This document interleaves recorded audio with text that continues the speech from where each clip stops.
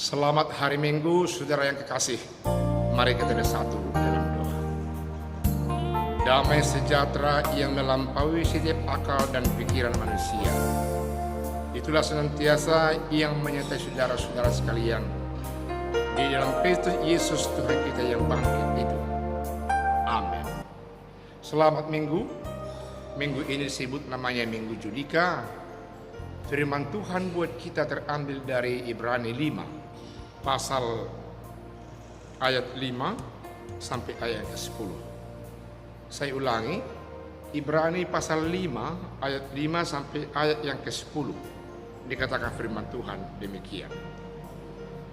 Demikian pula Kristus telah memuliakan dirinya sendiri dengan menjadi imam besar, tetapi dimuliakan oleh Dia yang berfirman kepadanya, "Anakku, Engkau telah kuperanakan pada hari ini."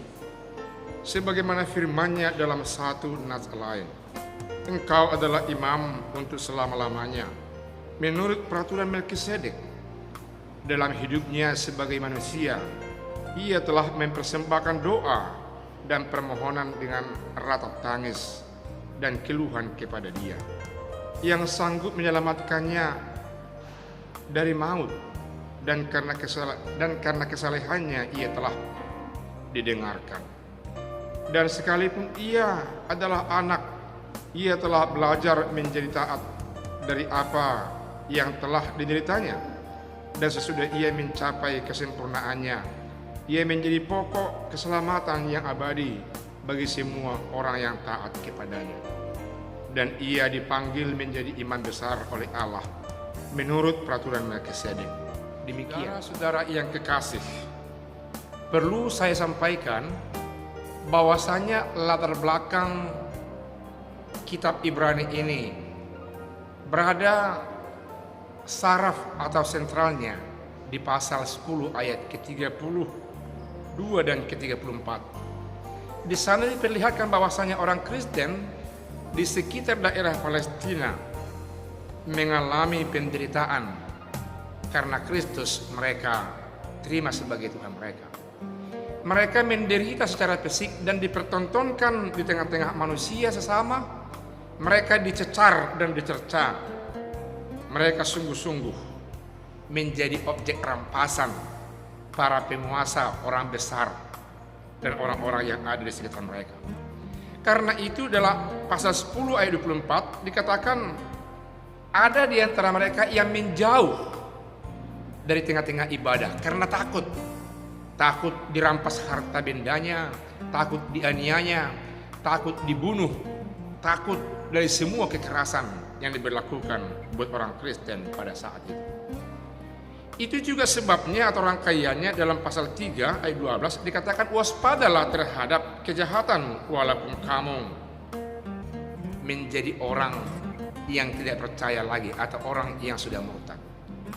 Supaya jangan jatuh kepada kejahatan yang justru memusuhi temannya Kristen yang sudah percaya, yang meninggalkan, supaya jangan pelaku kengerian di antara sesama mereka. Dalam hidup kita sekitar barangkali 20 tahun ke belakang dari saat ini, kita melihat juga, jangankan antara orang percaya kepada Yesus dengan yang lain, tapi dalam internal gereja, karena faktor kepentingan bisa terjadi hal yang luar biasa, penderitaan antara satu dengan yang lain.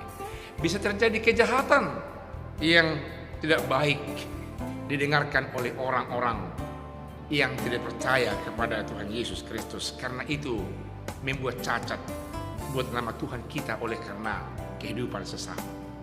Berikutnya muncullah peringatan kepada sesama orang Kristen. Kalau kita melihat dalam Ibrani pasal 10 ayat 25 tadi, jangan karena penderitaan itu meninggalkan rumah ibadah. Ada penguatan buat mereka dan himbauan, ada sugesti buat mereka. Dan itu yang menjadi salah satu dasar persekutuan kita untuk hari ini pada Minggu Judika, yang artinya Kristus yang menjadi kelepasanku. ditawarkan oleh penulis surat Ibrani bahwa Kristus Yesus yang adalah manusia biasa tapi percaya kepada Allah Bapa di sorga, dan dia diangkat oleh Allah yang menjadi imam besar. Dia menderita, dia mati, dia dicerca, dia sungguh-sungguh tertindas dalam rentang kehidupan yang ada, dalam rentang kehidupannya di tengah-tengah dunia ini. Tapi dia berdoa, dia menangis, dia sungguh-sungguh, dan Allah mendengarkan doa dan permintaannya. Dan Allah menyatakan bahwa dia adalah anak Allah sendiri, bahwa dia adalah yang diangkat Allah menjadi imam, pengantara antara manusia dengan Allah. Itulah upah orang yang setia, orang yang saleh di tengah-tengah penderitaannya. Jikalau ada saudaraku sekarang yang menderita di tengah-tengah kehidupan ini, terlebih-lebih karena mengemban nama Kristus, cinta kasih Kristus di tengah-tengah pekerjaan, dalam pergaulan sehari-hari, di mana saja pun, kepada saudara dinyatakan firman Tuhan ini, supaya jangan meninggalkan persekutuan ibadah-ibadah, dan terus taat, menangis, berdoa, saleh menyampaikan itu kepada Allah Bapa di sorga. Ternyata Tuhan mendengarkan dan mengatakan, engkaulah anakku, engkau menjadi imam, pengantara antara manusia bersama-sama dengan Allah. Itu yang kita lihat dalam ayat yang kelima sampai ayat yang keenam, bahwasanya Allah sungguh-sungguh mengangkat dia jadi anak Allah, mengangkat Yesus menjadi imam karena kesalehannya di tengah-tengah penderitaan yang dia alami. Lalu itu yang mau diterapkan kepada orang-orang Kristen yang sudah buyar, yang sudah terdiaspora oleh karena iman percaya mereka. Dan ayat yang ke-7 diyakinkan kepada mereka agar mereka juga sungguh-sungguh berdoa seperti Kristus kepada Allah Bapa di sorga, agar mereka yang menderita itu tidak meninggalkan Tuhan Yesus, justru akan membuka rahasia ketaatannya, menunjukkan kesungguhannya yang bertuhankan Tuhan Yesus, dan meminta apa saja permintaannya. Maka Allah dalam nama Yesus dan Roh Kudus akan memberikan, akan mendengarkan permohonannya. Menderita fisik kita, batin kita, seolah-olah kita dikejar-kejar oleh penyakit pandemik yang terjadi di tengah-tengah dunia ini. Mari berdoa, jika perlu menangis, mengangkat ini kepada Tuhan.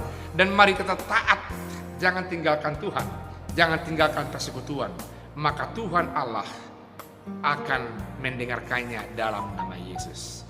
Yesus Kristus oleh karena ketaatannya kepada Allah, dalam ayat yang ke-9 diperlihatkan kepada kita, sesudah itu dia disempurnakan.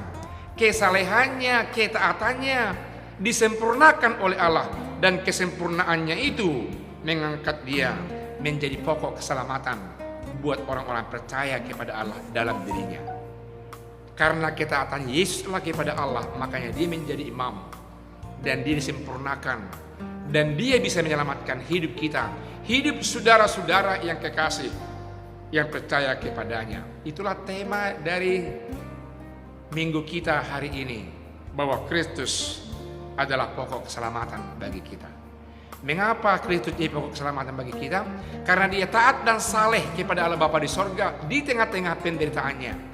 Dan kita mari taat tetap kepada Allah dalam nama Yesus di tengah-tengah penderitaan apapun, dalam penderitaan apapun yang kita hadapi di tengah-tengah dunia ini, agar kita juga menjadi pionir keselamatan yang dibawa oleh Kristus di tengah-tengah dunia ini.